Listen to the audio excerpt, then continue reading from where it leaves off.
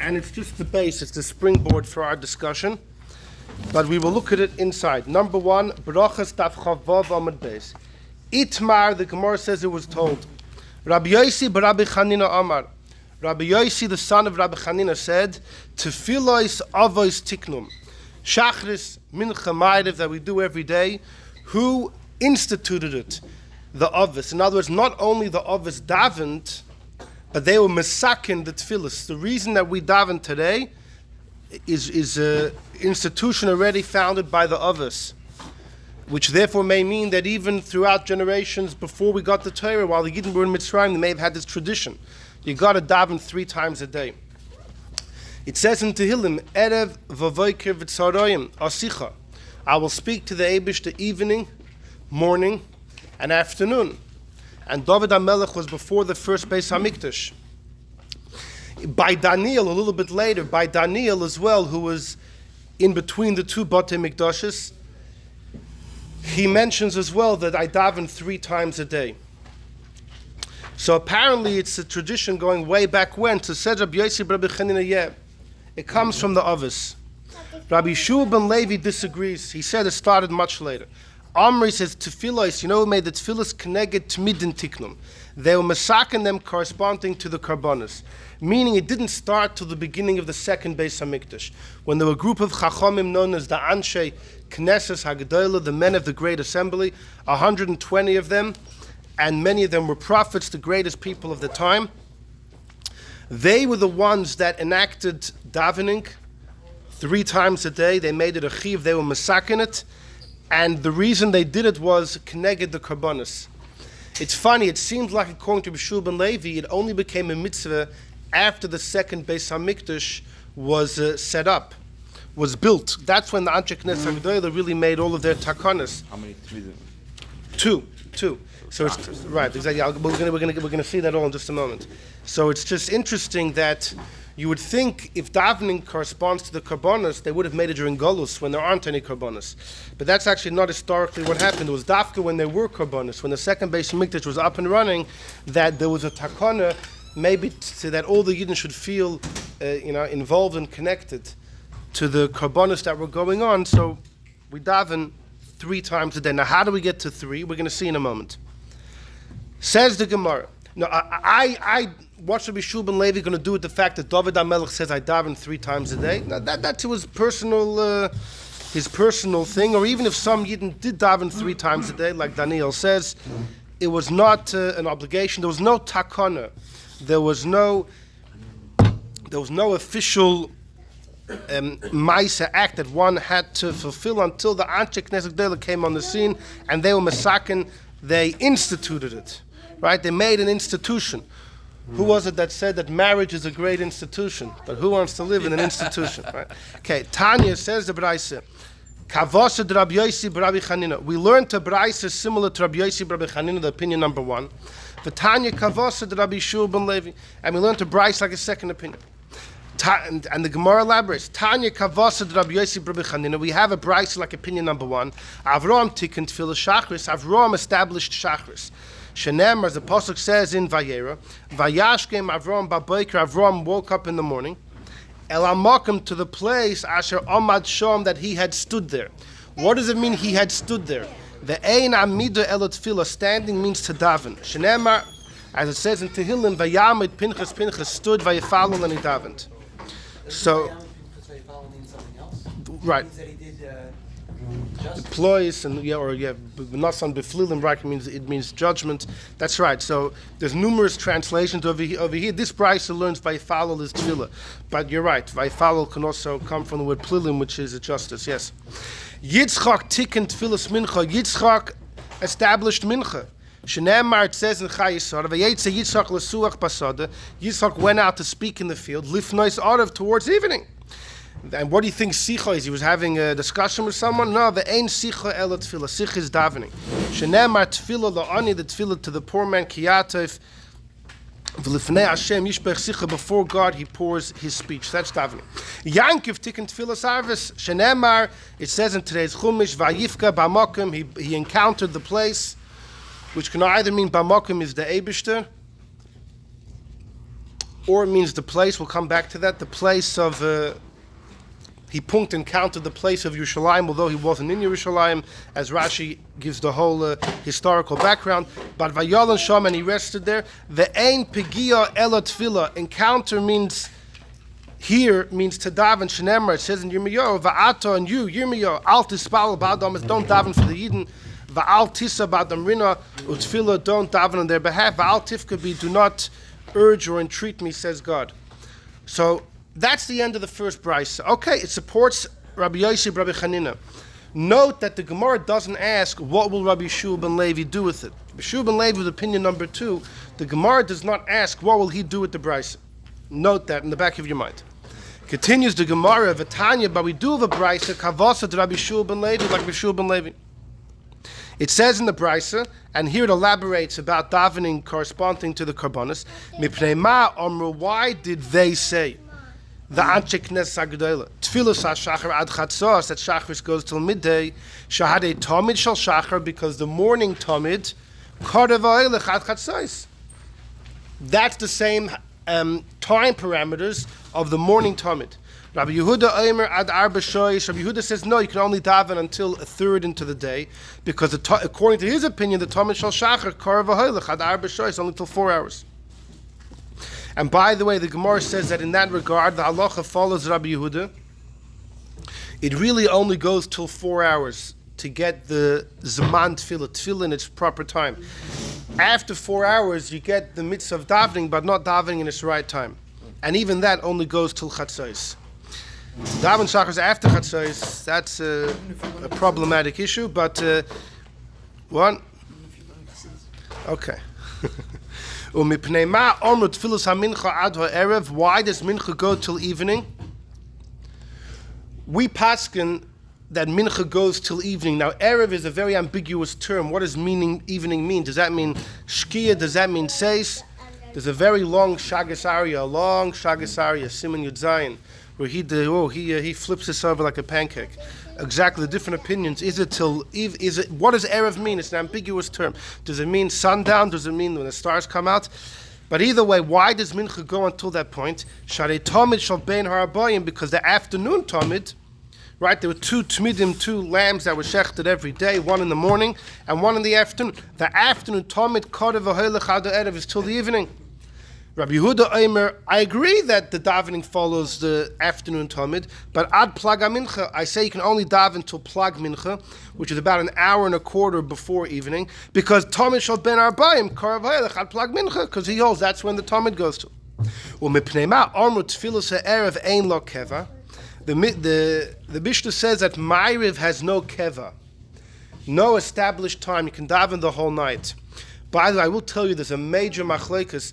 We know Kriya Shema of evening, you're supposed to say before Chatzos Laila, before midnight. That's what the Chachamim say in the first Mishnah in Shas. Chachamim say till Chatzos, and we're machmir like that, lechatchila, to say Kriya Shema before the middle of the night, before Chatzos Laila, which is right now just after midnight. And b'di'evid, okay, you could say it until dawn. If you're mamash and oinus, you could say it till sunrise. That's Kriya Shema of the night. The shail is, what about Ma'ariv? Is Ma'ariv also lechatchila to be done before Chatzos? In other words, let's say if it's 10 minutes before Chatzos, do you have to quickly daven Ma'ariv to get Ma'ariv in before Chatzos as well? Or it's only Kriya Shema? It's only, many hold it's only Kriya Shema have to be before Chatzos, because Kriya Shema is a mitzvah d'oraisa. We're worried if you're going to push it off after midnight, you'll fall asleep and you'll miss the whole boat. Whereas when it comes to Ma'ariv, which anyways, davenings are the Rabbanon, in addition, we're going to see Ma'ariv Reshus. Many hold there's no hakpada of Chatzos Laila by Ma'ariv. And actually, it becomes a big debate. There's going to be a minyan davening 12:30 in the middle of the night. There's a minyan Ma'ariv. Is it better to daven Ma'ariv b'yechidus before then? If you're up anyways, right? Is it better to daven Ma'ariv before midnight, or is it better to daven with the minyan after midnight? And we may see what that boils down to. But Akaponim, the Mishnah does say Arvis ein lo keva, has no established time. That definitely sounds like you can go a whole night. It sounds like from the loose lashon ein lo keva, you can go a whole night. But why taka Ma'ariv is loose? Sha'arei, says the Brisa, Eivorim u'Pedorim, the limbs and the fats, Shaloi nis'aklu mi be'erev. A carbon has to be shechted and the blood sprinkled while the sun is in the air, before sundown, before Shkia. And if you do that, the carbon works. The ikar is the zrikas hadam, the throwing the blood in the mizbeach. The limbs of the oil and the fats of all the carbonas, if you don't bring them on the mizbeach, the carbon still works. And the evarim u'pedorim, the limbs and the pedorim, the fats, shaloinis achlum be'erev, if they weren't consumed on the mizbeach before nightfall, kreiv v'hochim kol, you can do it the entire night. The halacha is that as long as before dawn you get those limbs or the fats on the mizbeach, it's good. Once it's alois hashachar, it's too late, and it's just nicer. You have to burn it, but not on the mizbeach. But if it's before alois hashachar, you still have an opportunity to put the limbs and the fats on top of the mizbeach. So therefore Ma'ariv as well is very loose. That's what the Brisa says. Now, so the Gemara brought one Brisa for Rabbi Shua ben Levi, one Brisa for Rabbi Yossi, Rabbi Chanina. Funnily, intriguingly, the Gemara only asks the second Brisa which supports Rabbi Shua ben Levi, what will Rabbi Yossi, Rabbi Chanina do with it? And the Gemara says, Neim otevet yufsa. This should be an upshlag to Rabbi Yossi, Rabbi Chanina, because he says it's from the Avos. So, Malach, Rabbi Yossi, Rabbi Chanina, nah, you got it wrong. La'olam ei malach, of course, Tefillah's Avos tiknum, of course the Avos made it. But v'smechu rabbanon akarbonos. He says, of course, the Avos were masakin the Tefillahs. But the Avos didn't make 18 brachas, the Avos didn't make a nusach, they didn't set up exact times. When the Anshe Knesset Gdoila set up an exact nusach of how to daven, how many brachas, right? And they made all the halachas of Tefilah. So then they said, when should you daven Avram Shmoin Esrei? We're going to hinge it and pattern it after the karbonis. Right. So it sounds like from the Gemara that Rabbi Yossi, Rabbi Chanina holds of this. They're not arguing. Well, no. From the Gemara, it's Mash. Rabbi Yossi, Rabbi Chanina believes there's two elements. There's a word. There's an English word. It'll lose me. Anyhow, but he's linking the two together. The Avos made it. The Chachamim, they'll linked it to the davening. Why can't you say that? But the Gemara doesn't say that Rabbi Shua ben Levi agrees to both elements, because Rabbi Shua ben Levi said it's only corresponding to the karbonos. The Gemara brought a brisa about the Avos, and the Gemara didn't challenge Rabbi Shua ben Levi from the first brisa. Like I pointed out, it only challenges Rabbi Yossi, Rabbi Chanina, who said the Avos from the brisa about the karbonos, and the Gemara said, you're right, Rabbi Chanina holds it two elements. It doesn't say the same thing about Rabbi Shua ben Levi. Although the Tzemach Tzedek points out in his Chidushim on Gemara that he believes that really they both hold of both. No, wait. Not so fast. I'll tell you, the raya they both hold of both is the fact that the Gemara doesn't use the Avos brisa to knock off Rabbi Shua, doesn't even ask a question. It sounds like Rabbi Shua ben Levi will say, yeah, of course the Avos davened. No, but the Avos weren't masakin it. That's the debate. Although the brisa does have Rom Tikkun Tefilah Shachris. All right. So anyway, we still need to. It's a little shaky, but I'll call upon him like this. What's our discussion? So you have this debate: did the Avos set the davening into order, or it corresponds to the karbonos? No, it's both. According to Rabbi Yossi ben Chanina, it's both. According to Rabbi Shua ben Levi, it seems to be only the karbonos, not the Avos. If you say the Avos set forth davening, lots of interesting things come out. First of all, there's a beautiful remez from the Avud Raham. The Avud Raham was a Sephardish Rishon, lived in Spain, and he wrote a very important commentary on davening on the 13th century. And the Rebbe Rashab said when he was younger, he kocht very much in Avud Raham to learn all the... Right, exactly, yeah, and all the commentary on davening. The Avud Raham says like this: if you take every second letter of the Avos' names, you'll get to the tefillah they made. Avram, the second letter is a base, that's Boiker, Shachris. Yitzchak is Tzaddik, the second letter, Tzoharayim. And Yaakov, the second letter is Ayin, is Erev. Because it says in Tilim, Erev, Vavoiker, V'tzaroi Masich, in Kapitel Nun Hey. I will speak to you in the evening. That's it. The evening, morning, and afternoon. So he says that actually links to the officers, the second letter of their names. The Vilna Gaon came and said the word of Betza, that Boiker Tzoraim Erev is Betza. Yehuda tells the brothers in Parshas Vayeshev, we're going to kill Yosef. How in the world, Ma Betza, you know what he meant? How will we turn to God and daven? There's a pasuk in Yeshaya that Yodecha Domi Malei, if your hands are full of blood, then even if you cry, I won't listen to you. So Yehuda says, Ma Betza, Ki Nara gets a chin, if we're going to kill Yosef, we won't be able to daven. That's Betza. How in the world will we daven? Right, in Tilim, that's in the... What worth? No, simply Betza means what gain is it? Just like Yehuda meant. The Remez is refers to the three Tefillahs. There's a Maisa, they say that the Vilna Gaon was once approached by a fellow who was trying to print a new Siddur. He gives it to the Vilna Gaon, and the Vilna Gaon sees a new word that it says in the Siddur. Why does Shachar start with Adon Olam? So in the Siddur it said, because the Gemara says in Brachas Daf Zayin, who was the first one to call the Eibishter Adon? Avraham Avinu was the first one to give Hashem the title of master. So since Avraham created Shachris, and Avraham was the first one who called the Eibishter the master, so we start Shachris with Adon Olam. And the Vilna Gaon saw it and he said, you know what, if the whole Siddur was printed just for this vart, it's already worth it. He was excited about it. Let's go to number 2 for a second. Different print. Yeah. But our Siddur, not like the Ashkenazi Siddur, which actually starts that way. Right. They also end that way too, right? Why don't we use any Ezra by the... Why we have Hareini and Matoivu? Well, Matoivu, Rabbi Yankiv Emden says, why would you start davening with Matoivu? Bilam said Matoivu. What type of bracha is that? So Rabbi Yankiv Emden wanted to take it out. But our Siddur was made... A collection of 60 Siddurim. The Alter Rebbe, this is the perfect... I'm saying, was there ever an explanation? Of Hareini, why we start with Hareini? Yeah. We don't start. What's the reason for that? If you're saying what you're... We kind of do, okay? We say a couple of, one paragraph come on. Just 5 seconds. How long does... started the way when they daven like that. Right, okay.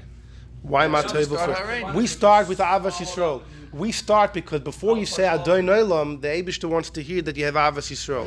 It's a well-known, when the Frierdiker Rebbe, exactly, yeah. Exactly, when the Frierdiker Rebbe was turning bar mitzvah, his father, Rebbe Rashab, asked him, you can ask me any question that you want. And he said, why did Alter Rebbe begin davening with Hareini Mekabel Mitzvah Aseh? And the Rebbe Rashab told him that when a father sees or a parent sees that the kids are getting along, it elicits tremendous rotzen and favor from the parents, then they'll give the children anything they ask for. So first, if they, the gateway to davening is to show the father, the Eibishter, how all of his kids are with a brotherhood, so then that opens all gates. Anyhow. The Chacham wanted them to put the whole... I know. That we spoke about that once. Yeah, the whole Parshas Balak, yeah. But they didn't, yeah. Look at number 2, the Meshech Chochma. The Meshech Chochma. You're going to see where we're getting to. This is just a background. We're going to get to a big question, and Mitzvah Shem, we're going to explore something quite interesting. The Meshech Chochma, Rab Meir Simcha, the great Rab Meir Simcha of Dvinsk. He was the rabbi in Dvinsk, Latvia, together with the Rogachover. Rab Meir Simcha was the same time, and they were together for quite a while. Reb Meir Simcha was the Rav of the Litvishes, the Misnagdim, and the Rogachover was the Rav of the Chassidim.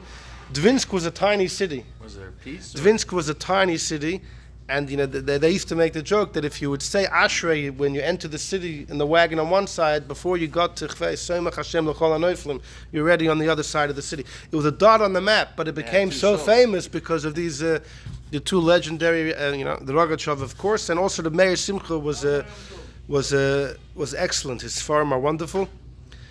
There's a well-known story that the two of them were once by a wedding, and at the wedding things started getting out of hand, ferocious, and they got into a major argument. But they were just throwing sources at each other. The Rogachover said Gemara over here, and he threw back a Rishon over there. There was no explanation, just sources. It was like a ping pong match, and people were watching. Anyhow, they're going back and forth, and Reb Meir Simcha throws out, some source, and the Rogatchover was silent, and that's how it ended. The two of them went home. Later that night, like mama's 2 a.m, someone's pounding on Reb Meir Simcha's door. And he opens the door, the Rogatchover is there with his attendant, and he throws out a Maramakim, and he turns around and goes back home. Anyhow, so they got along, yeah. The truth is, the Rogatchover was a little, didn't appreciate Reb Meir Simcha's Lomdus as much as other people did. The Rogatchover didn't really appreciate anybody's scholarship. He was quite sharp. Somebody once came to the Rogatchover, and they were speaking friendly, and he tells the Rogatchover, it's funny, because on the street they say you're quite critical when Talmidei Chachamim come to visit you. The Rogatchover said, yeah, that's true.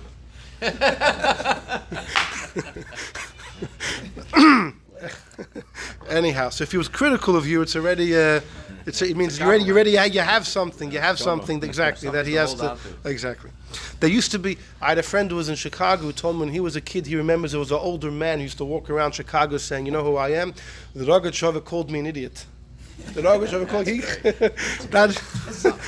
exactly. I was labeled by the Rogatchover. He could have ignored me. No, he made sure to label me. Anyhow, so in number 2, Reb Meir Simcha Nemeshech Chochma in Parshas Lech Lecha says the following. In Parshas Lech Lecha, Avram refuses the gifts of the king of Stoim. And Avram says, I don't want to take from a chut, from a string, until a shoe strap. So look at number 2. Ubechulin, the Gemara in Chulin says, B'schar she'amar Avram Avinu, for the reward that Avram said, Im michut v'ad shrech now, from a string until a shoe strap. Zachu bon of his kids merited the shtei mitzvahs, to 2 mitzvahs. Because he didn't take the string, we got l'chut shel tchelis, we got the strings of tzitzis. And because he said the shoe strap, we got ritzua shel tefillin. So says Reb Meir Simcha, why is it that by Shachris we wear talis and tefillin? Why do we wear talis and tefillin by Shachris? You don't wear it by Mincha. And what's the connection to Shemona to Shachris? Kriya Shema, I understand. When you say Shema, you don't want to speak about tzitzis and tefillin if you're not wearing it. But then take it off by Shemona Esrei. Like, why do you have to wear it by Shemona Esrei? V'yitachin, so he says, Shebetfilah Shachris, who made Shachris? Avram made it. So since Avram made Shachris, and we got 2 mitzvahs because of him, Kol Yisrael Melubashim B'Tefillin V'Talis Gadol Mishum Zeh. That's why we wear talis and tefillin by Shachris, because these are Avram's mitzvahs, and it's Avram's tefillah. By the way, we put on talis before tefillin. There's a major discussion in the Poskim, why do we dafka put on the talis before the tefillin? In fact, the Shagas Aryeh, in Siman 28, in Siman Yechi, he has a major discussion about this, and he throws a number of Rishonim out the window, the Shulchan Aruch too. He has no mercy on anybody. The Shagas Aryeh believes you really have a choice. Tefillin is holier than tzitzis, and there's a Mishnah in Masechtas Zvachim, whenever you have 2 mitzvahs, and one is holier, you do the holier one. Kol ha-mekudesh mechaverei kodim. Whatever is holier comes first. The funny thing is, Rabbi Yosef Kaira says, you know why talis comes first? Rabbi Yosef Kaira in the Shulchan Aruch says talis comes first because Ma'ilin b'kodesh. You start with less holy and you go up. And the Shagas Aryeh says that's partially a misuse of the rule. No, when there's 2 mitzvahs, we apply a different rule. Whatever's holier than the other, you do that first. Chanukah, you don't have 2 mitzvahs in front of you. It's 1 mitzvah. So you want to know up or down, Ma'ilin b'kodesh. But if you have 2 mitzvahs in front of you, the Shagas Aryeh says you pass in a different rule. Whatever's holier, you do. The Alter Rebbe in his Shulchan Aruch says you do talis first, but he doesn't bring the reason of Rabbi Yosef Kaira. He brings 2 other reasons from the Rishonim. But the main one is tadir. Talis is more tadir. It's more frequent than tefillin. Because talis you have Shabbos and Yom Tov, tefillin you don't. What? You get a yud after the kuf. Was? Where do you get a yud after the kuf? Karo, nicht Kairo. Amerikanische accent. Karo, it's a aleph. Karo. Karo. So, the Shagas Aryeh tears that apart to the Shagas Aryeh time is no. In fact, tefillin is actually more tadir. Because in Torah you could wear tefillin day and night. But tzitzis, many Rishonim hold, doesn't apply at night. So tefillin gets every day. Right, exactly. So tefillin has every day and every night biblically. Yeah, it doesn't have Shabbos and Yom Tov, but ultimately it outweighs Talis. And therefore he throws this idea out the window as well. The Alter Rebbe does bring it, and we can have a whole shiur explaining the Alter Rebbe's rationale. But Al Kopanim, it remains a big discussion. What do you do first? The Shagasariya says you could do either or. Yeah, everyone does it. Yeah, Everybody does, not just yeah, unless someone's a real, holds himself to be a big scholar and wants to listen. The Rishonim said to do it. The Shulchan Aruch paskins that way. The Alter Rebbe paskins that way. Unless you're the Shagasariya, you have to follow. The Shah is what he did, because he holds you could choose. Well, he holds you could choose. No, he paskins. He definitely he means business. He's not joking around when he writes his psakim. He definitely means you could do either or. The shaila is, does that mean he would dafka do tefillin in order to to negate the regular psak, or he would? There's al tifresh min hatzibi. If you're seeing everybody do that, unless he used to put it on in his own room like the Rebbe, then who knows what he did? Anyhow, Florida, what? one guy in Florida puts the tefillin before the talis. Right, but he's wearing tzitzis already. So if you're wearing tzitzis already, there's another. It's more because the truth is because Alter Rebbe also brings it. There are some who hold tefillin comes first. But there's already from the Rishonim who hold that because tefillin is holier, you do tefillin first, even though tadir and everything. So it's a big debate. But Akoponim, there's a sefer on Shulchan Aruch called Ateres Kenim, and in it he says, why talis comes first? Because what did Avram tell the king of Stoim? First he said michut, the string, and then he said the shoe strap.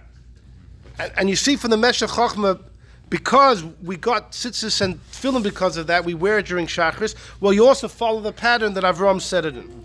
And so this all follows if you believe the Avos made the tefillas. The Avos made the tefillas. Okay.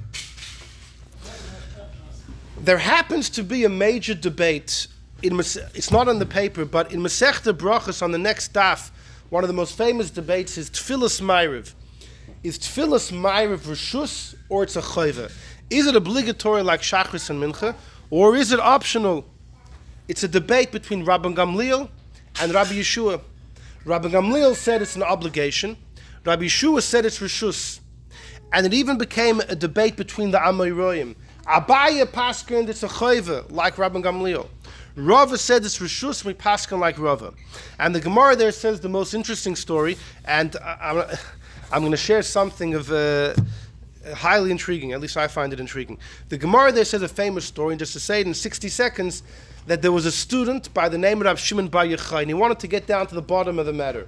Is Ma'ariv obligation or it's just discretionary? He asked Rabbi Yeshua. Rabbi Yeshua says, I believe it's discretionary, Reshus. Rashbi asked Rabbi Gamliel, he said it's a chayva. So Rashbi tells Rabbi Gamliel, Rabbi Yeshua argues on you. Oh, Rabbi Gamliel was not a man to mess with. He said, let's wait till the Beis Medrash is packed and we'll bring up the issue. Beis Medrash was packed, and the guy with the loud voice gets up, and he asks, is Ma'ariv Reshus or not? So Rabbi Gamliel said it's a chayva. And Rabbi Gamliel says, does anybody argue? And silent. Rabbi Yeshua is not going to own up to the fact that he argues. No, nobody argues. Rabbi Gamliel says, Rabbi Yeshua, I heard evidence, I heard testimony that you hold its Reshus. So Rabbi Yeshua says like this: if I was alive and he was dead, he presumably refers to the kid, Rashbi, who dubbed on me. If he was dead and I was alive, then I could contradict him. And I could say, no, I never said it's Reshus. But because he's alive and I'm alive, I can't deny it because he's alive, and therefore I have to admit that I said it's Reshus. Gamliel said you have to Yeshua stand on your legs a whole day, and there was a whole story. The people were upset about Yeshua's mistreatment, and they deposed Rabbi Gamliel. They threw the Nasi out of office. The president was impeached, but then ultimately he was brought back together with Rabbi Elazar ben Azariah. The whole story there. So the shaila is like this. On that story, there are two questions, and you'll see how this all comes together. Why did Rabbi Yeshua deny it l'chatchila? Is this after the Yom Kippur with the walking stick? Exactly, yeah. Now you understand why. But on the other hand, Rabbi Yeshua argued with Gamliel before, and he never denied it. Like, why this time was Rabbi Yeshua so afraid that he wanted to deny it? And secondly, since when did Rabbi Yeshua become a beautiful poet? A whole poetry. If I was alive and he was dead, and I'm alive and he's alive, you're going to see an unbelievable pshat. You're going to see, mamash, it's unbelievable. So that's that Gemara. So here's the Shaila. The Shaila is like this. If the Avos created the Tefillahs like we saw Rabbi Yosef, Rabbi Chanina, so why would Ma'ariv be a Reshus? Why would Ma'ariv be a Reshus? Avram was a great man. His Tefillah is an obligation. So to Yitzchak. If Yaakov made Ma'ariv, Yaakov is the greatest of the Avos. It says, Ki Yaakov Baruch Aloika, the Eibusha chose Yaakov, Mitosah Shleima, etc. He's the Baruch Sheba Avos. Why would his Tefillah be chopped liver? Why would Yaakov's Tefillah be chopped liver? Why would Yaakov's liver be chopped? Why would his Tefillah be chopped liver? Why is it considered? What are you saying is chopped? It's Reshus. Yaakov's the greatest of the Avos. Why would his Tefillah just be discretionary? Okay, so there is a Rashi. There's a Rashi in Masechta Shabbos Daf Tes. It's not on the paper. The Gemara in Masechta Shabbos Daf Tes brings the idea that we know that Tefillas Arvis is Reshus. We pass on like Rabbi Yeshua and Rava. Rashi there says, do you know why it's Reshus? Rashi says, because why do you daven? It corresponds to the sacrifices. The Talmud in the morning you had to bring. The Talmud in the afternoon you had to bring. The limbs and fats at night you didn't have to bring. First of all, you could have brought them by day. And even if you didn't, if you don't bring them at night, it doesn't invalidate the carbon. That's why Ma'ariv is Reshus. That's why Ma'ariv is Reshus. At night you're allowed to bring it the next day? No, if by dawn it's too late. So then you had to. No, you could just burn them. You'll burn them elsewhere. It doesn't invalidate the carbon. Carbon is. If you don't put them as bad by it still dawn, had to be burned. what does it mean hat? Not as far as the carbon is concerned.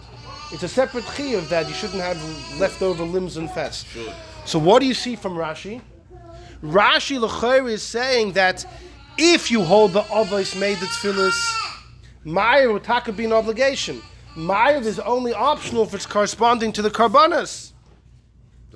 Rashi is saying that the two debates are intertwined. If you say the avos made the tefillas and taka, Ma'ariv would be an obligation. Yaakov isn't chopped liver. If you hold it corresponds to the sacrifices, then you could say that Ma'ariv is different than Shachris and Mincha. So that's an incredible thing. That's what you find based on Rashi. He's not the only one that says it. Look at number 5 for a second. The Pnei Yeshua, the great Pnei Yeshua. He was a Rav in Lvov, and then he went to Germany, to Frankfurt. He was a brilliant scholar. Unfortunately, he had a major issue with Balabatim in Germany. Oh boy, did they give him a hard time. Yaakov. Right. He was also involved in the debate of Rabbi Yonasan Eibeshitz and Rabbi Yankov Emden, and because of that, he got himself in further hot water. The Pnei Yeshua says like this: he 1680 to 1756, so a little bit older than the Baal Shem Tov. The whole Baal Shem Tov visited him. A well-known story. Oh, you want to okay. Very quickly, the Maggid of Mizrich, when he was younger, he learned Nigla by the Pnei Yeshua, and the Pnei Yeshua was still living in Ukraine, in that area. And the Maggid had terrible tsaros with his legs. He could barely walk his whole life, very difficult. One day the Pnei Yeshua was giving shir, and a fellow runs into the Beis Medrash. And he tells the Pnei Yeshua that there's somebody outside who needs to speak to you. So the Pnei Yeshua says, I'm in the middle of shir, can I wait? The guy says, no, it's urgent, you have to come. Pnei Yeshua goes outside. There's a fellow sitting in a wagon, never saw him before. And the fellow tells him, you should know the shaykhid in town is feeding everybody treifus. And with that, the wagon pulls off. So Pnei Yeshua goes back in. I think he ended his shir and he did some investigation. And kachava, he found that the shaykhid was an unscrupulous fellow. Pnei Yeshua was wondering, who was that person that came by? A little while later, Pnei Yeshua was giving shir. And again, somebody walks into Beis Medrash and says, a fellow in the wagon who wants to talk to you. So Pnei Yeshua right away, he left. And when it comes to the wagon, the fellow who was the Baal Shem Tov, he tells the Pnei Yeshua, tell your student Bear that if he wants his legs to get better, he needs to come to me. So when the Maggid was next by the Pnei Yeshua said, I think you should go to Mezhebush. Now, initially the Maggid didn't want to go. The Maggid said, I've heard about the Baal Shem Tov, I've heard about his ways. I have 36 kashas on the Baal Shem Tov and his minhagim, and I can't go. But Pnei Yeshua urged him to go, and then he went, right? And once the Maggid went, the rest is history. So later, apparently the Pnei Yeshua met him, and he told his student, what happened? What happened to all your kashas, 36 kashas, and now you went there and everything disappeared? So the Maggid said to his Rebbe that before I went, I thought the Baal Shem Tov was a human being. That's why I had these kashas. Now that I see that there's an angel, all the kashas fell on the wayside. Anyhow, so the Pnei Yeshua... Did get better? Slightly. He was always walking with he used to have a walking stick. In fact, we know that when the Maggid had his Chavraya Kadisha, the Holy Assembly of Students, and when they were waiting in the room for the Maggid to come and say Chassidus, they would know he was coming by the clank of the walking stick. And Ubzush of Anapola would get so excited just from hearing the clank, he would start doing so. He would fall out of his chair and make somersaults just from hearing the clank of his Rebbe's thing. But when the Maggid would say Chassidus, the Barditcher would also jump out of his seat. In fact, the Alter Rebbe and his friends were once discussing an idea, and the Barditcher said, "Where do you hear this from?" They said, "We heard it from the Maggid." The Barditcher said, "How come I wasn't there?" They said, "You were there, but we had to take you out of the room. You were jumping to the ceiling. The Pasha had to physically remove you, and therefore you missed the rest of the Maimer." Anyhow, the Pnei Yeshua number 5 says, Mamash, this idea that Rashi says in Shabbos. Look at number 5, the second line. L'cha'ira near it appears to me. The hach plukta talya, but plukta tetanoya l'kamon. The machloikus of who made the davening is connected to the machloikus of if Tefilas Ma'ariv Reshus or chayva. The man, the Tefilah Reshus, if you say that Ma'ariv is a Reshus, what, Yaakov's chopped liver? No, al karchach, you must say, sovereign to connect to midem tiknum. You have to go with the opinion that it corresponds to the karbanas. Umishum hachi, and therefore, tefillah shachris u'mincha is a chayva like the tmidim. Mashenk and tefillas arvis she'eino ela kneged de vorm u'pdorim deloy ma'akvi kapara. It's only corresponding to the fats, which if you don't bring it, doesn't hurt. V'oid in addition, ikr mitzvasen like diram b'yoyim b'chlal, they shouldn't even be there at night. They should be done by day. Who said you even have leftovers at night? The whole thing is just discretionary. That's why it's Reshus. But man the armor tefillas arvis chayver. But if you say Ma'ariv is an obligation, that's because you hold tefillas avos tiknum. It came from the avos. Do the fees accordingly. Kulu shalosh tefillas kiadadin. All tefillas should be equal. To Maishno. What's the difference? So the Pnei Yeshua Mamish says is black and white. What Rashi hints to in Masechta Shabbos is the Beferish of Pnei Yeshua, and he's not the only one. Many people say this, that the two machloiks and are mamish linked together. It's very simple. Yankov's not chopped liver. If you believe the avos made the tefillas, then taka, all three are an obligation. It's if you say they're connected the karbanas, that it's not. So you see that the two opinions that we saw in number 1 aren't the same. There's a major nafkamina. What's with Ma'ariv? Do you have to daven or not? The Chidah, one of his many Sfarim, they say he wrote about 82 Sfarim, which is the amount of years that he lived. He passed away in 1806. So he was in Alter Rebbe's time. So he was about 20 years older than Alter Rebbe. And in one of his Sfarim on Shas, on Pesach Einayim, he doesn't buy it that the two machlokes now linked to each other, because they appear a daf apart from each other in the Gemara. You know, the stuff in between that separates the two sugyas. The Gemara doesn't interlock it. He says, from reading the Gemara, it seems like the two machlokes are not interlocked, and whatever you hold by one, you could hold something else by the other. So the Chidah doesn't buy this, but it is a Pnei Yeshua, and it does seem to be a Rashi Masechta Shabbos. But the Chidah doesn't buy it. So the Shal is, according to the Chidah, if the two machloikasen are not connected, that means you could hold that the Avos made the Tefillas and Ma'ariv is still Reshus. So we have the same kasha. We're trying to explore is, if you hold the Avos made the Tefillas, why would there be room to say that Ma'ariv is a Reshus? Well, according to the Pnei Yeshua, it's not a kasha. Ma'ariv is only Reshus if it corresponds to the Karbonis. According to the Chidah, he says clearly the machloikasen are not interlocked. So according to him, you could say Yaakov made Ma'ariv and it's still Reshus. The Chidah is not the only one. The Netziv, the great Netziv of Volozhin, Naftali Tzvi Yehuda Berlin was his name, and he was one of the big Rosh Yeshivas in the great yeshiva in Volozhin. He actually married the daughter of Rabbi Yitzchak of Volozhin, who was the son of Reb Chaim Volozhiner. So the Netziv married into the family of royalty, and he was a great scholar, and he was worthy to be Rosh Yeshiva. But in addition, he was the son-in-law. That definitely helps. To be the son-in-law of the Rosh Yeshiva definitely helps. Because while he was in Volozhin, there was another fellow, Reb Chaim Briska's father, the Beis Halevi, and the two of them were there. And the Beis Halevi was a gifted, he was a genius, a gifted, brilliant mind. The Netziv was extremely studious and obviously very bright, but apparently he wasn't to the same degree as the Beis Halevi, Reb Chaim Briska's father. But the Netziv had a very broad knowledge. I mean, each one brought something to the table. But there was major friction. And the Beis Halevi used to, he used to comment on the fact that that Lav Davka, he felt they were on the same level sharpness-wise. There was friction until the Beis Halevi had to leave. There was Din Torah's major Dinei Torah, and it was Paskin the Netziv should remain there. I mean, he was the son-in-law of Rav Yitzchak of Volozhin, and the Beis Halevi left, and he became a Rav elsewhere. But the Beis Halevi, to show that he had nothing against the Netziv personally, the Beis Halevi's son, Reb Chaim Brisker, married the Netziv's granddaughter. So that's how the Briskers go back to Reb Chaim Volozhiner. Because, there's a story that we all say in Lubavitch, but J.B. Soloveitchik from Boston, Reb Chaim Brisker's Einikul, had an interesting version. We have a story that the Alter Rebbe, together with Reb Mendel Horodoker, traveled to Vilna. They wanted to meet the Vilna Gaon and Zitzen Bamtish and actually have an honest intellectual conversation about the issues. And the Vilna Gaon, when they knocked, the Vilna Gaon saw them and he jumped out the window. He ran, he scrammed out of town. That's the version we have. J.B. Soloveitchik says in his family they have a tradition going back to Reb Chaim Volozhiner. Again, because J.B.'s Baba, Reb Chaim Brisker's wife, was a granddaughter of the Netziv. The Netziv's wife was the granddaughter of Chaim Volozhiner.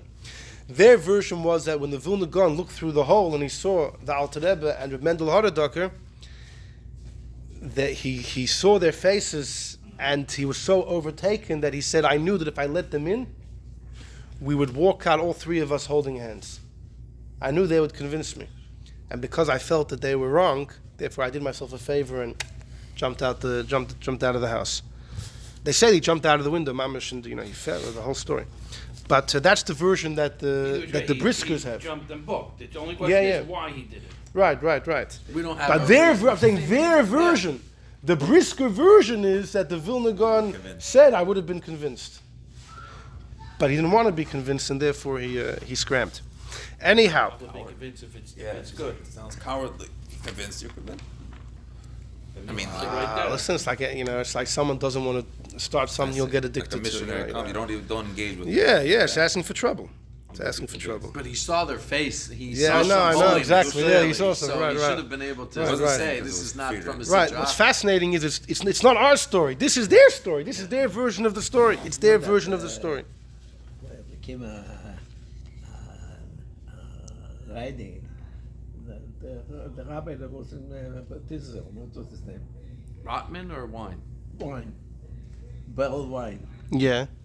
So he claims that the Vilna Gaon left. He was afraid he'll run after the Alter Rebbe. Yeah. He saw Yeah, that's the word. That's Otasai. So the Netziv, he wrote an incredible sefer called Ha'amek She'ela. There's a sefer called She'iltus, going back to the 600s. Rabbi Choy Goin was his name. He lived in Bavel, and then there was some story that he had to leave. He went to Eretz Yisrael. But he wrote a sefer called She'iltus, which goes through the Parshias and goes through all the mitzvahs, and he ties it into the Parshias. And the Netziv wrote an incredible commentary on the She'iltus, mamash, an all-encompassing commentary. And he called it Ha'amek She'ela. It's based on a pasuk, but it means to go into the depth of the She'iltus. And on Parshas Lech Lecha, the She'iltus speaks about davening, and the She'iltus says that the Ava is Taka Masakin the Tfilis, which means the She'iltus holds Ma'ariv is a Reshus. So the Netziv says, the Netziv also wants to say, in theory, the two machlokes are linked into each other. But who would that fit with? It'll fit maybe with Rashi and Shabbos, the Pnei Yeshua, or even better, the Rambam. The Rambam, when he discusses all the halachas of davening, he only mentions Keneged Karbonos. He doesn't mention the Avos at all. Only in Hilchos Malachim he mentions the Avos davening. But it seems like the Rambam holds it's only Keneged the Karbonos. And the Rif clearly says, in Masechta Brachos, he says, Kaimalon, the Rif says, we hold like the opinion is Keneged the Karbonos. So the Netziv says, well, as far as the Rambam and the Rif, you could say that they both hold Ma'ariv is a Reshus. They both hold, we paskin like the Bishub and Levni, that the davenings are Keneged the Karbonos. So it stacks up. With the Rashi, Masechta Shabbos, the Rambam and the Rif, they all stack up.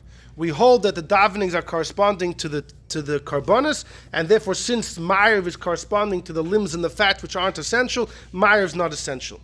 But you can't say that for everyone. He says the She'ilta says clearly the Ovis made the Tefillas, and still Ma'ariv's a Reshus. And it's not just the She'iltas, he says the Bahag as well is also one of the early sources of halacha from the times of the Ge'onim. Also seems to say that the Ovis made the Tefillas, and still Ma'ariv's a Reshus. So all of those opinions, the She'iltas, the Bahag, and the Chidah, who hold that the two machlokas are not dependent on each other. You could say the Ovis made the Tefillas, and Ma'ariv is still Reshus. What would be the logic for that? So let's just go through a couple answers. One of them is the Torah Tmima. The Torah Tmima is quite recent. He passed away around the 1920s, 30s, something like that. And he was actually, we mentioned the Netziv. This is interesting. The Netziv's sister married the Torah Tmima's father. The Torah Tmima's father was the Aruch HaShulchan. The Aruch HaShulchan's wife was from the Berlin family. She was a sister of the Netziv. When the Netziv's first wife, the granddaughter Chaim Volozhina, passed away, the Netziv ended up marrying his niece, his sister's daughter. So the Torah Tmima was the Netziv's nephew, and then he became the Netziv's brother-in-law. Then he became his brother-in-law. The Torah Tmima says that Yaakov, when did he daven? You got to know the story. When did Yaakov daven? Yaakov davened while he was running for his life. When you're running on such a journey, you're potter from Tefilah because you can't concentrate. So he says Yaakov Bechal wasn't mechuyev in davening when he davened. It was just an adav, it was a gift, he didn't have to. So since the story of how he davened was not obligatory at all, therefore Ma'ariv in essence has never been obligatory. That is what the Torah Tmima says. All right, that's one answer. Another tiritz is, look at number 6, the Pnei Yeshua himself gives the answer. Number 6, Amnam, however, Lule Divrayim Hayniru, it appeared to me. The Tfilas Yaakov B'Ois's man, yeah, you got to know the story. You know how Yaakov davened? If you learn Rashi in today's Chumash, Yaakov was going from Beersheba. He was heading all the way north, passing Yerushalayim, passing Beis Kel, going north to Charan. And said the place, Yaakov had no intention of creating a tefillah. What happened was, when he reached Charan, he's like, I passed by Jerusalem. That's where my father davened. My Zayda davened. I didn't daven. So Yaakov went back. And on his way back, he actually never made it to Yerushalayim. When he reached Beis Kel, which is north, the Eibishter made a miracle in Yerushalayim, or the Hara Miriah came forward towards him.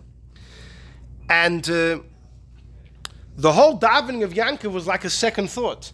He says, Yaakov didn't have in mind to establish a tefillah. He davened as a gift. Look at the story in Chulin. The Amr said, could it be that I passed through my father's davens?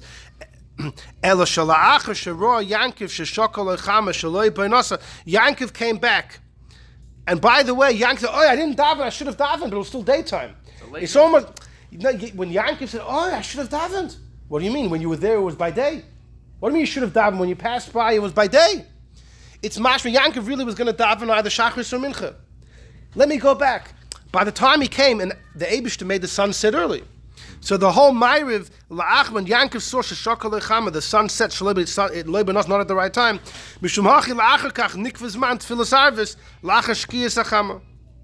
So that's why davening Ma'ariv was after sunset. So here you can daven mincha after. But look at the next line. That's why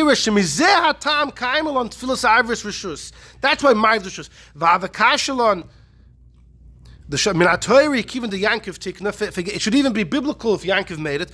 Ulamai the Frishis, Asi Shapa, now it's understood. Kivin Shehu Atzmoy Lois Lois Satfila, the whole background of the tefillah was it wasn't an obligation. Yaakov, what? No. He's saying that Yaakov Bechlau wasn't planning on davening at all. It was a late minute. No, well, it wasn't davening neither Ma'ariv. He missed mincha? No, not just that, but the whole davening was like a second thought. I forgot. Let me go back and daven. It wasn't a plan A. It was like a plan B. And when he came there, right, he was going to daven mincha. The sun happened to set early. He made a Ma'ariv. So the whole background was not in a way of. It wasn't deliberate. It wasn't deliberate. So therefore, exactly. Davening in the place where his father daven. Right. He should have gone there and daven. He passed the. Which would have been during the day. Yeah. Came back was already night. Right. Get it the night. So that's another approach, and there are many that say this. That if you look at the story, but similar to the Teretz Mimah, but just a little bit different. Not the fact he didn't have to daven because he was running for his life, he was baderech, but the whole way that the Ma'ariv came about was not an intentional, deliberate, it was almost like by accident. The Gemara says, "V'yifka b'makom." He bumped into the place. Bumped means it was like, wow, it was unexpected. That when he returned? Yeah, exactly, yeah. So that's a second answer. So you have the Teretz Mimah's answer, and you have the Pnei Yeshua's answer. There is another, I'm going to tell you two more biurim, fascinating. One of them is, look at Likutei Sichos at the bottom. There are two sichos in this week where the Rebbe discusses this idea of why Yaakov's Tefilah is a Reshus. One's in Chelik Chafei, one's in Chelik Lamed Hey. Anyhow, the Rebbe here has a note in Ara 45. Look in the Zohar, it's explained in Bi'uri HaZohar, the Mitzvah Tzemach Tzedek. V'sham, look there, Zeu atam that Tefilas Arvis Reshus ki hi l'mayla michayva.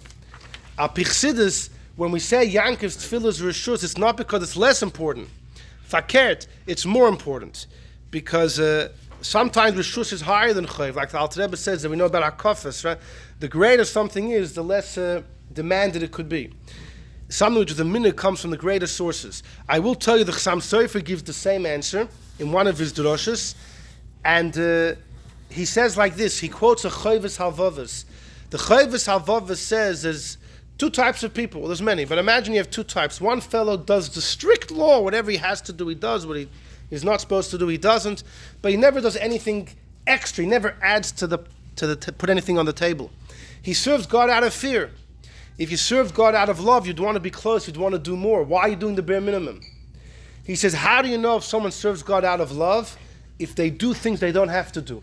The Reshus is the barometer if someone loves God or not. So says the Chassam Sofer, davening is all about communion with God. It's about Ava to the Eibishter. It's closeness to God. If you only daven when you have to, if you daven because it's a chayva, it almost like undermines the whole idea of tefillah. Where's your love for God? You know when davening really reaches its climax and the truth of davening is expressed? When is your closeness really revealed? When you don't have to and you daven. And that's why Bav Dafka, because Yankov is the Bocher Sheba Avos, the greatest of the Avos, his tefillah has the highest element of tefillah. When it comes because the person wants to cleave to the Eibishter. Right. Exactly. Yeah, good. Right. So this is another answer. So That's the one that you got to work on. that because the source is so high, therefore it's only a minute. It's not even a drabanan or anything. By the way, it's the Right. hardest one. Hold on. So what we have so far is 4 biurim. We have the biur of the Pnei Yeshua in number 5, Rashi, that everything stacks up. If you hold the Avos made the tefillas and you'll hold like Rabban Gamliel, Yankov was a chayv. It's only if you hold that it patterns the karbonos is it a reshus. Then we had the Teretz Mimah says, no, Yaakov made it, but it's Reshus because he was potter when he davened. He was on the way. Then you have the other vart of the Pnei Yeshua, and which many others say, that the story behind it, the whole davening was like a second thought, and therefore it's Reshus. Then we have the answer of Chassidus and the Chassam Sofer that Fakert, Reshus is higher than Chayva. But now we come to the following. And this is where everything gets wrapped up. One of the greatest Kabbalists was Menachem Azariah of Panu. The Rameh Panu, right? We mention him quite often, and he lived in Italy. He passes away in 1620. He was originally a student of Moshe Cordovero. Now he never met with Moshe Cordovero, but they were in touch. The Rameh was only 22 when the Ramak passed away. The Rameh is born in 1548. The Ramak passes away in 1570. He was only 22 years old, but they were very close. The Rameh was, he was in Italy, and he was 22 when the Ramak passed away. He never saw him, but they were in touch. And the Ramak, in fact, sent him some of his Sfarim. In fact, the Rameh was so obsessed that he named one of his daughters after one of the Sfarim of the Ramak. The Elimo. Huge thing that Ramak wrote. The Rameh named his daughter after one of the Sforim of the Ramak. That's how obsessed he was with him. When the Ramak passed away, and the Arizal took over, so the Arizal had a student, before Reb Chaim Vital, the Arizal had a student by the name of Bisrol Sarug. Bisrol Sarug is a very important Kabbalist. And he was in Svas by the Arizal for a couple months, before Reb Chaim Vital was there. You see, the Arizal, he was born in Eretz Yisrael. When he was 15, his father passes away. He and his mother moved to Egypt, because in Egypt, his mother had a brother, Mordechai Francis, who was a tax collector, a wealthy man, and they stayed by him. He had a daughter, the Arizal married his cousin, and he stayed there for about 20 years. And only when the Arizal was about 35, he went to Eretz Yisrael. He was there for 2.5 years, and then he passed away. It was a plague. It was an epidemic. The Arizal caught it, and he passed away in his bed at the age of 38. How did Arizal get to Tzfas? When he was in Egypt, he had a dream. And someone came to him from the yeshiva of Rav Shimon Bar Yochai. He said, "No, you got to go to Tzfas. The only reason you're alive is to teach Kabbalah to Reb Chaim Vital." The Arizal went there. Reb Chaim Vital wasn't there. He was busy in Damascus. But Bisrol Sarug was there. So the Arizal taught him. Reb Chaim Vital's busy in Damascus, and he starts having dreams of the Arizal coming to him saying, "Come to Tzfas." So Reb Chaim Vital had his students there, and he said, "Should I go to this Kabbalist in Tzfas?" Reb Chaim Vital's student said, "You're the biggest Baki and Zohar in the world. Why? You're going to become a student of, you were by the Ramak. The Ramak passed away. Now you're going to go back to the Arizal. You don't know him." But the Arizal kept pestering Reb Chaim Vital in his dreams until Reb Chaim Vital finally came. By the time he came, Yisrael Saruk had left. And the reason it's so significant is because Reb Chaim Vital writes that the Arizal told me I'm the only one who's allowed to record the Arizal's works. Reb Chaim Vital writes that, right? No one else has the Reshus. Yet, there are many ideas in Kabbalah that are actually sourced not in Reb Chaim Vital's writings, but from Yisrael Saruk, and the Shailas, can you rely on it? Because Yisrael Saruk went to Italy and he taught the Rameh Mipano. So lots of the ideas of the Rameh Mipano are from this Yisrael Saruk, and apparently the Arizal only allowed Reb Chaim Vital to write this down. So the great Reb Tzadok HaKohen of Lublin says, Yisrael Sarug was there and left before Chaim Vital came, so he wasn't part of the band. The band was only from amongst Chaim Vital and his friends. Chaim Vital was chosen. Yisrael Sarug, because he was there before, he was allowed to, grandfather, allowed to keep teaching. Anyhow, the Rameh Mipano has incredible tshuva. He wrote, besides for Kabbalah, he was a Rav as well, and he wrote Niglas for him. One of them is Tshuvas. He wrote Shalas of Tshuvas Rameh Mipano. And he says the most unbelievable thing. You want to know if Ma'ariv is a Reshus or a Chayva? You have to know how Yaakov davened. Go back to the story. How did Yaakov daven? He was running for his life. You know what that means? If you're running for your life, you got to daven as well. On a regular night, why would you daven? Yaakov didn't daven on a regular night. He davened in an eighth tzara. So yeah, Yaakov is not chopped liver. Avram and Yitzchak's davenings were peaceful davenings. So you learn from there, you got to daven when things are good. And if things are tough, zicher, you got to daven. But Yaakov only davened based tzara. So if you're in an eighth tzara, you got to daven like Yaakov. You know, the Yaakov's tefillah is just as good as Shachris and Mincha, but it was only created in a difficult situation. That's what he says. That's number one. So he says, in the times of the second Beis HaMikdash, Ma'ariv was definitely Reshus, because we had a Beis HaMikdash, times were good. We were not similar to Yaakov's situation. It was a Reshus. Rabbi Gamliel and Rabbi Yeshua's debate happened when? Shortly after the Churban. Shortly after the Churban, Rabbi Gamliel's father was one of the 10 Harugim Malchus. His name was Rabbi Shimon ben Gamliel HaZokin. Rabbi Gamliel's in Yavna, he's a Nasi. It's shortly after the Churban. Rabbi Gamliel said, we're in tough times. Ma'ariv's a chayva. Ma'ariv's a chayva now. Rabbi Yeshua says, no, it's Reshus. You know why he said it's Reshus? Two things. First, Rabbi Yeshua felt that Mashiach's coming is imminent. It's imminent. Well, not a Esar, it's imminent.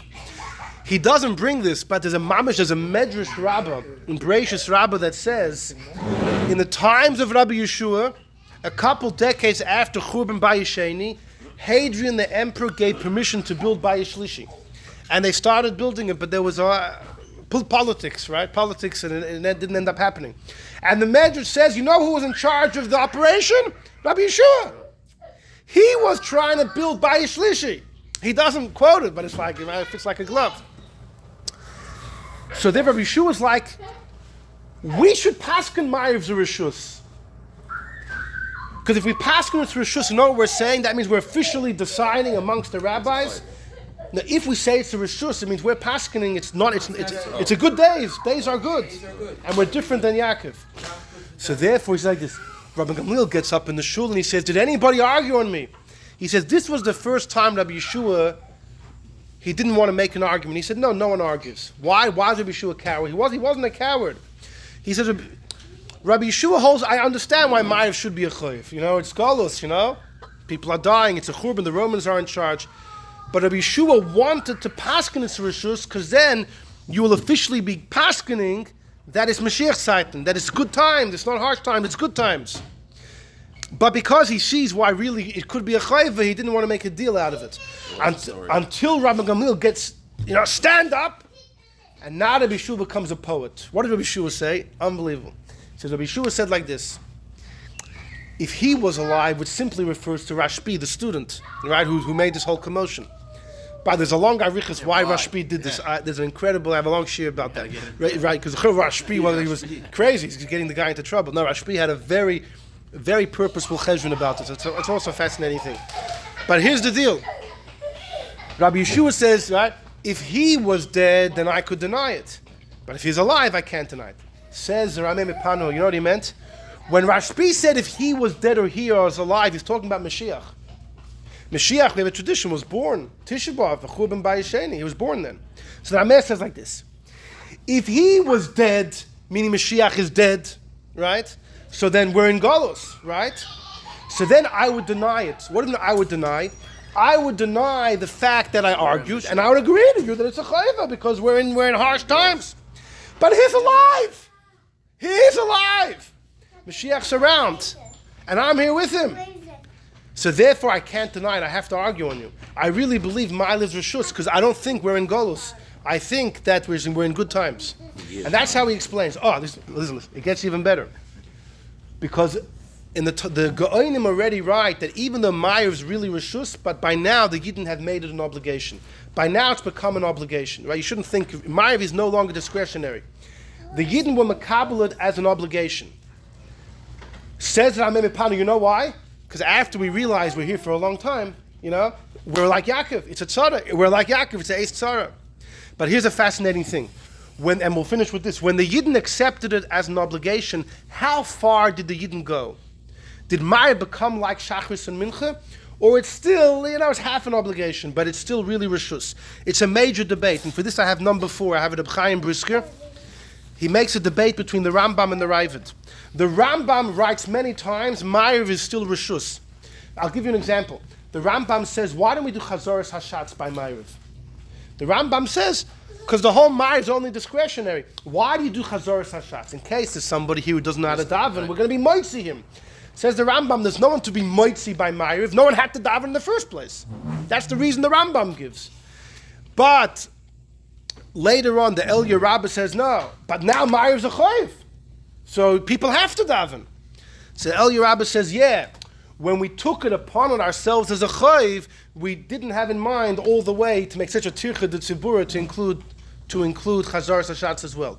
But the Rambam doesn't give that reason. You know why? Because the Rambam holds, even though nowadays it's a chayv, it's not really a chayv. It's still in essence, still a reshus.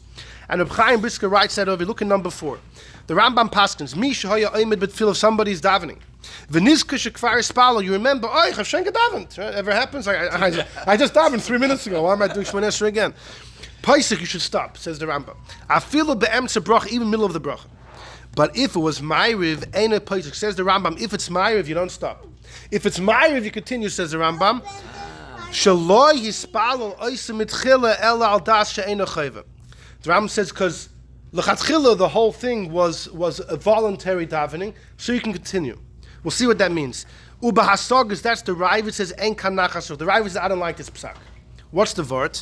So says Reb Chaim Brisker, I am bekesef, looking kesef Mishnah Shapirish hasoga. He explains the Raavid's critique. Mishum desvirle, because the Raavad holds The Gam Tefilas Arvis Kiblu B'Chayva. The Ravid holds that once we're Makabel Ma'ariv as a Chayv, it's completely just like Shachris and Mincha. V'dinoi shepoisik b'emtza bracha, and therefore the Ravid holds Ma'ariv is just like Shachris and Mincha. If you remember in middle, you can't continue, and the reason is because what are you going to continue for? When you daven Shachris, Mincha, or Ma'ariv, according to the Ravid, when you daven, you're having in mind it's an obligation. If you remember in middle of the Chveis, Allah Sadikim, that I davened already, so what does it mean to continue? If you continue, it means the rest of the brachas are an adov, are a gift. But the first half you had in mind is an obligation. You can't join a gift and obligation together. But according to the Rambam, they're both a gift. They're both a gift. That's what Reb Chaim explains. Well, das Rambam tzarich lemar, the ha the chayv and the dov alone is starfi taka. You can't join together obligation and a gift. Is because hen chalukin be'etzem hachefzer shel tefillah. This is a classic lingo of Reb Chaim Brisker, because it's two different products that you have created. Where if you daven the first half of Shemoneh Esrei thinking you have to, you've created an obligatory type of Shemoneh Esrei. If you remember you davened already, the next couple brachas will be a gift. You can't join those two things together. And mishum they're different because this is chayv and this is nadava. But arv is, according to the Rambam, din reshus, and ma'ariv is a gift. I kavu l'chayva, says Reb Chaim Brisker. You know how the Rambam understands it. Pirushay, they were chayv on the people. The gavra, the person, has the obligation to daven, but the davening itself, the chefts of tefillah, remains a gift. What you have to give it, but what you're giving is a gift, according to the Rambam. And that's what he says. But he says the Ravid holds no, that once we were makabel Ma'ariv as a chayva, Ma'ariv itself became a chayva. So they debate about this, and like I said, they debate about the reason of why we don't do chazaras hashatz. But let's say, and so what does this depend on? In other words, they're debating how much of a chayv did Ma'ariv become. Based on the tshuva of the Rameh Panu, I'm going to take the liberty to say it all depends on your attitude of Golus. The Rambam believed he was at the end of Golus. You know why he believed that? The Rambam writes in a famous letter, prophecy is about to return. And it was actually, the date that he foretold was right after he passed away. And the Rebbe discusses that at that time there were prophets, there were big Rishonim who were prophets, Rabbi Yehuda Chassid and other people, but the Rambam Mamish felt that the redemption is imminent. So according to the Rameh Panu's explanation, if the redemption is imminent, so we're not really the same as Yaakov's tzara. Yaakov didn't know what was going to happen. He was running for his life. He was in question. He didn't know what was going to happen. Our future is determined. It's very soon going to be redemption. So we know that the Rambam had this. We know that he writes in one of his letters, it's all going to happen very soon. So that's why the Rambam says we're not really in the situation of Yaakov, and therefore the davening that we do, yes, Like Rabbi and Shul. therefore he wrote Igeres Tchias HaMesim. He wrote, and therefore the Rambam. Therefore, the Rambam holds the davening Ma'ariv is still okay. It's a bissel chayva, but it really remains reshus. It really and the Rambam actually writes many halachas are based on this. The fact that you could daven Ma'ariv early and this and that, and according to that, davening by midnight there wouldn't be such an issue. Kriyish Shema, not Ma'ariv, because the whole thing's reshus anyways. But the Ravid holds no. The Ravid was a makubal, but apparently, if he felt that we're here for the long haul, God forbid, it's mamish a chayva. It mamish became a chayva, and so this remains a big debate till today. Did Ma'ariv mamish become a chayva like Shachris or Mincha like the Ravid, or it really remains a reshus like the Rambam? And it really, with this Rameh Pan, all depends on your hashkafa of Golus. But I will tell you that the debate of whether you need to get Ma'ariv in before Chatzois Laila, which remains a debate till today, depends on this. If Ma'ariv is mamas like Shachris or Mincha, it makes sense. You have to do it before the Zman. But according to the Rambam, it's Reshus. You could do it the whole night. Another difference is... No, I didn't mean to. I was just... No. You could do... No. I didn't mean to. I didn't mean that at all. Hold on. Why did Rebbe daven Mincha and Ma'ariv time? That's Whenever he went to Leil. Yes. Because the Rebbe wanted Mashiach meant he wanted to combine the two in a seamless. Right. They would daven Mincha and Ma'ariv. Why? Mashiach. By the Rebbe, it wasn't night. As I said, It wasn't the nice. sun didn't go down. Exactly. The sun didn't set. The sun Dark didn't for you, set. that's your That's We exactly. daven Mincha 9 It's your world, There was a guy in Crown Heights who was confined to a wheelchair nebuch. He never went to shul. He only went to 770 when Mincha was late. Was the only time he went. He said, if the Rebbe is lifting everybody above time, I want to be there. It was, you know. Then you had those that whenever the Rebbe davened late would make sure to daven mincha earlier. You know. Shocks me. Yeah, they used to daven, but you had people that dafka went. The only time they went to 770. You know. Anyhow, I was telling you that, for example, in Shulchan Aruch, there's a din. If Ma'ariv time you come to shul, and you see the minions already about to start Shemona Esrei, the halacha very clearly says you should do Shemona Esrei with the minyan, and afterwards you go back and you do Ma'ariv Aravim, you do Birchas Krishma and Krishma. And many Litvishers do that. In the morning you wouldn't, because in the morning you have to be soymach gulul Tefilah. You want to get the Gal Yisrael before the Shemona Esrei. But at night it's not so important. And therefore many would flip it. It happens to be that the Kaf HaChaim, a big Sephardic Pesach, says Al Pi Kabbalah, you can't flip, and therefore we actually rely on that, and therefore in Lubavitch we don't flip even at night. You come late, and you start davening from the beginning.